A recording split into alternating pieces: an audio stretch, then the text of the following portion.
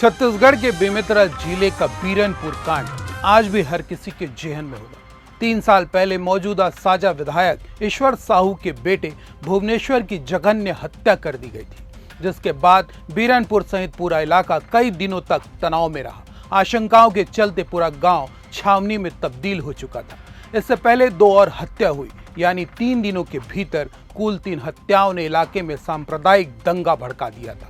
लेकिन बाद की 2 हत्याओं में जिन 17 हिंदू युवकों पर आरोप मढ़ा गया था, अब न्यायालय ने उन पर फैसला दे दिया है। CGNN लाइव देख रहे हैं आप अभिषेक दुबे के साथ। तारीख 8 अप्रैल 2023। छत्तीसगढ़ में भूपेश बघेल की सरकार थी और चुनावी साल लग चुका था। एक तो अप्रैल का महीना जब सूरज आसमान से आग उगल रहे थे, उस पर चुनावी सरगर्मी की वजह से राजनीति गर्मा रही थी। तभी बेमेतरा जिले के साजा विधानसभा के ग्राम बीरनपुर से एक और आग उगलने वाली खबर वायरल होती है। 2 समुदायों के बीच मामूली बात को लेकर विवाद होता है और फिर वही झगड़ा हत्याकांड में बदल जाता है। हिंदू युवक की हत्या से पूरे गांव में तनाव फैल जाता है। मामला अभी भी शांत नहीं हुआ था कि 11 अप्रैल को एक और खबर आती है, जिसमें रहीम मोहम्मद और उनके बेटे ईदुल मोहम्मद की लाश शक्ति घाट से बरामद की जाती है, जिसके बाद पूरे इलाके में सांप्रदायिक तनाव और फिर 17 हिंदू युवकों की गिरफ्तारी, जिस पर अब बड़ा फैसला अदालत से आ चुका है। तो फैसले के बाद हिंदू युवकों की गूंजी मांग, मुआवजे में 2 सरकारी नौकरी। आखिर क्या है पूरा मामला, जानने के लिए देखिए ये पूरा वीडियो।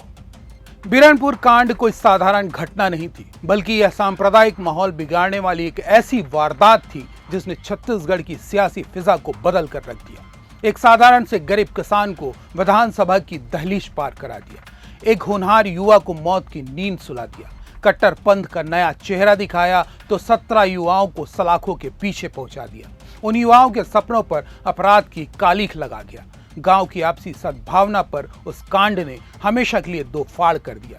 भले ही घटना को 3 साल बीत चुके हैं, चिता की आग ठंडी पड़ गई है, पर सवालों की ज्वाला अब भी धधक रही है कि आखिर क्यों भुवनेश्वर की जिंदगी को छीना गया, क्यों एक मां की गोद को सूना कर दिया गया। बीरनपुर में जिन लोगों ने भुवनेश्वर को मारा, वे अब भी सलाखों के पीछे हैं, जिन पर दर्ज मुकदमे की जांच CBI कर रही है। तो दूसरी तरफ रहीम मोहम्मद और उनके बेटे ईदुल मोहम्मद की हत्या के मामले में हिंदू युवाओं को हिरासत में लिया गया था, जिनकी जमानत पर पहले ही फैसला आ गया था। लेकिन अब बेमेतरा सत्र न्यायालय ने उनके पक्ष में फैसला दे दिया है।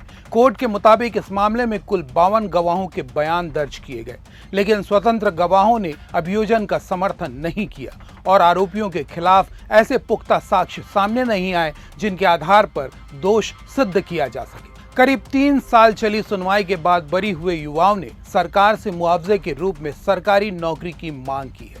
उनका कहना है कि 3 साल तक हत्या जैसे गंभीर अपराध का मुकदमा झेलने, जेल जाने और सामाजिक बदनामी उठाने के कारण उनका भविष्य प्रभावित हुआ है। इसीलिए उन्हें मुआवजे के तौर पर सरकारी नौकरी दी जाए। उन्होंने चेतावनी दी है कि अगर सरकार उनकी मांग नहीं मानती है तो वे आंदोलन का रास्ता अपनाएंगे।